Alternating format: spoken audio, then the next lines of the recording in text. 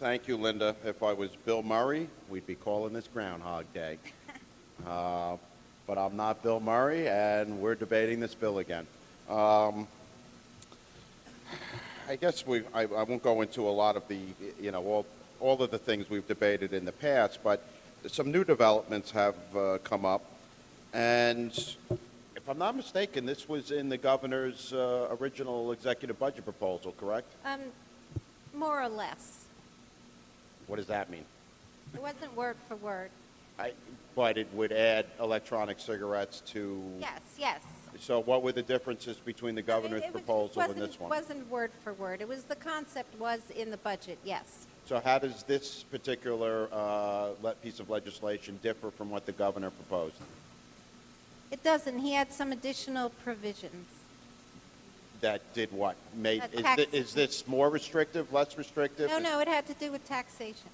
Oh, that's true. Okay, now I recall. Thank you, Linda. Now, a number of counties have been doing this on their own, correct? Including, I believe, the county that I live in, Suffolk County. Actually, I can tell you which counties have done it on their own. Okay. Erie, Tompkins, Albany, Putnam, Westchester, Suffolk, Rockland, Cattaraugus, and New York City. Okay, so I do come from Suffolk.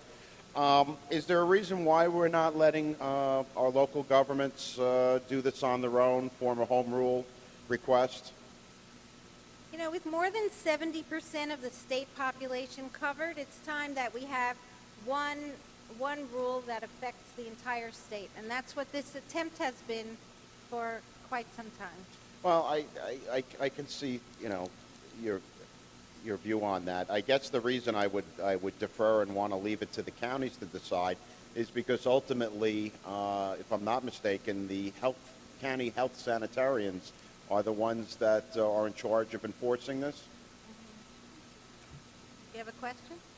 I believe the county health sanitarians are the ones in charge of enforcing this. Okay. The health departments, yeah. Okay. I'm asking, okay, who's responsible for enforcing this? The local health department. Thank you. Those are the Suffolk County, those are the county health sanitarians, I believe they're called, correct? Okay. Or county health officials, okay. These are the same officials that are responsible for inspecting restaurants to make sure that the food they make doesn't kill you, to make sure that products storage that they have on the shelves is not being infested by bugs. They actually have a lot of work to do. Part of the problem is they work 9 to 5 generally, almost in every case, and the instances in which you're going to see violations, and I might add, I eat out in restaurants, as you can tell, a lot. The last time, I can't remember the last time I saw somebody actually using an electronic cigarette, but it's those health sanitarians that are responsible not only for protecting your health, but now you're making them smoking police. Or actually, it's really not even smoking police, because we're not dealing with smoke. We're dealing with vapor. So that is one of my concerns. I think you're missing the point of this bill.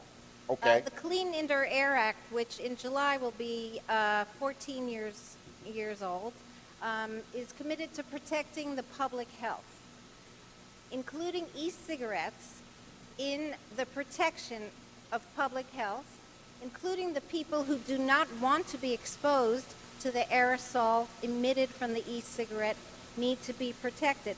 We've seen that the rise of youth indulging in e-cigarettes has skyrocketed. Actually, between 2011 and 2015, high school students increased use of e-cigarettes by 900%. Yeah, well... And e-cigarettes contain nicotine and a list of chemicals that developing brains don't need to be exposed to. Well, as far as the young population, it's easy to come up with a 900% increase because electronic cigarettes is a relatively new product. So if one person smokes it one year and another person smokes it another year, you've now had a 100% increase. No, the I'm point- not done yet. No, the point is that it's increasing, and that's not something Well, we want. okay, it may be increasing, but as far as I know, the statistics prove out that smoking, which is truly more detrimental to your health. In fact, some would argue that electronic vapor, such as Drexel University School of Public Health, that the vapor that's emitted from these poses virtually no risk in secondhand form to individuals. Now, and quite honestly, the CDC, or I should say Mike Zellner, from the Food and Drug Administrator's chief tobacco regulator, put it this way. Smokers smoke for nicotine, but die from tar. And the tar is produced when you burn something. The tar comes when you actually burn the product, and the tar is not in the vapor. Okay, nicotine, and we're talking about nicotine, and that's why people often use e-cigarettes for the nicotine.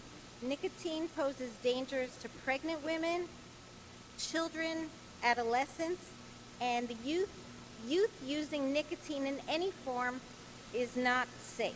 Well, that's for the person ingesting it themselves. No, I've it's not actually seen part of the secondhand aerosol that one is exposed to when e-cigarettes are used in the vicinity, in your vicinity. And what study shows that?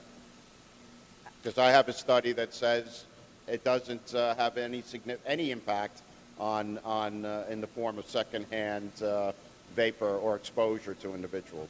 Actually, the U.S. Surgeon General Oh, has okay. said most e-cigarettes contain nicotine, which can cause addiction and can harm the developing adolescent brain. Yes, but that's not secondhand. That's talking about personal ingestion. Well, no, it extends to that, and the CDC as well has warned against the increasing use of e-cigarettes by adolescents. Again, we're talking about secondhand exposure. We're not talking about initial ingestion. So Yes. far you haven't given me a study or anything with respects to why this should apply to the Indoor Clean Air Act. Well, as I said earlier, the Clean Indoor Air Act is meant to safeguard the public health. But you're not It producing lets- any studies to Okay. show that secondhand is a problem. You are producing studies funded by the tobacco industry, so I Maybe wouldn't so, rely but give on me those. give me one that shows otherwise. Actually, you can go to Roswell Park, where they are heartily endorsing this bill. They may endorse it, but Yes, they endorse- I like to deal with facts. The International Journal of Hygiene and Environmental Health talks about the risk of exposure to secondhand smoke. Smoke. Second- We're let not me talking about finish. smoke. We're talking about electronic Let cigarettes. me finish. Secondhand smoke and secondhand aerosol. Let me also say that in a public arena, there has to be a careful balance between the interests of different people. So you may feel it's your right to use e-cigarettes and spew the vapor in my area. It's my right to have freedom from that aerosol. Well, That is what. I don't let me disagree with finish. you in the No, no, no. slightest. Let me finish. Linda, you're absolutely Mr. right. Speaker, he won't let me finish. I don't disagree with. I'm agreeing with her. So I think I agree with you. Where I If you ask disagree me a with you. question, I need to have time Members. to answer. Wait a minute. So everybody will ask a question and we'll answer a question. We don't interfere with each other as the process goes on. I or you can come- apologize, Linda. Please conclude. Both sides, right?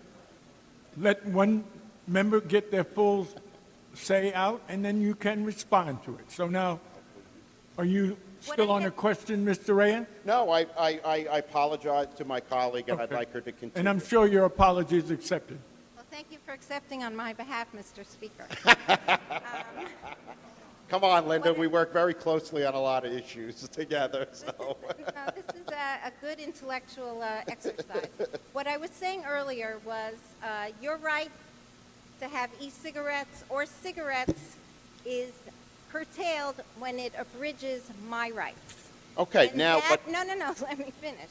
And that is why it is crucial to put e-cigarettes into the Clean Indoor Air Act, where you can still use your e-cigarettes in the privacy of your home and in other places. You just cannot expose the public to your aerosols. I agree you have a right to not see it or what have you, because, and I agree, visualization, I'm having a problem with big words the last couple of days, but some people don't want to see it because it could be a reminder. I get that. What I have concern about is if I'm a small business owner, if I own a restaurant, and vaping stores and vaping lounges are a big thing. And if I own a restaurant and I want to be able to serve food as well as have people be allowed to smoke electronic cigarettes or vape, they post a sign and say, this is an establishment that allows electronic cigarettes. May not allow tobacco and burning of products, but right now, businesses have the ability, should have the ability to do that. Now, number two, you did mention the federal government, so let's take our discussion that way. We've been waiting, in years past, we've talked about wait for the federal government, wait for the federal government. Now, it's my understanding the federal government has come out and released a report and is now in the process of regulating this, correct? Well, the federal government will now be regulating e-cigarettes as a tobacco product. Okay, are they now adding it to the federal, is there a federal Clean Indoor Act? As we discussed last year, only the states can determine where, the rules for where cigarettes and e-cigarettes can be used. Have they rendered a decision as to or a recommendation As that I this said, be added to it? They do not provide rulings on that. They did not. Oh, okay. No, they do If it was not. so They important, do I would have not. thought that they would have done that. We're They- back to, They do not, What? because it's states that do that. members, please. I know, understand the passion, but let a statement be complete before you start another addendum to it, please. We just won't get through the debate if you don't allow that. Thank you, Mr. Speaker. I was actually trying to speed up the debate. I figured if Linda and I could talk at the same time, we could cut this a little shorter. Don't do us any favor. Linda, as always, I enjoy working with you on issues, and I do compliment you because on pieces of legislation that we work on year after year that don't necessarily become law, you do in fact listen to the other side of the argument, and you do try and bend where you can, and I do appreciate that. Mr. Speaker, on the bill. On the bill, Mr. Raia. Thank you. Where was I going with this? Let me find my last piece of paper. Okay. E-vapor products, including e-cigarettes, they're different from cigarettes. They produce vapor, they're not smoke. They're also crucial to many people kicking the habit of cigarettes. And I know people firsthand that have been able to step down and eventually wean themselves off of smoking as a result of these. It also should be pointed out that not all vapor e-cigarettes contain any nicotine. And the hope is that you eventually wean yourself off them and maybe you start smoking something or vaping something, I should say, because it's not smoking, that has no nicotine in it. But you still have that oral addiction, and it certainly helps with that. So you can't automatically just throw all vaping products into this because they're not all of them contain nicotine. Banning of broadly restrictive e-vapor products like this in places, it does get in the way of the role of reducing tobacco-related harm. Regulation of vaping in public areas should be grounded in science and evidence. I think the FDA should issue formal recommendations when it comes to this and whether or not it should apply to indoor areas. I just want to state for the record, while I oppose a comprehensive ban on this, I do support restrictions of using these products in schools or really, anywhere where children may congregate in mass. But I also think a small business should have the ability to allow their customers to utilize a product such as this in an atmosphere. It's not smoking, they're not cigarettes, and there are legitimate businesses out there that have customers that utilize this. So for these reasons and a few more, I will be voting in the negative. I think this, often we say policy issues should not be put in the budget. Maybe this is one that needs to be discussed further because there's some reason why the governor put it in the budget and we as the legislature negotiated to take it out. Thank you, Mr. Speaker.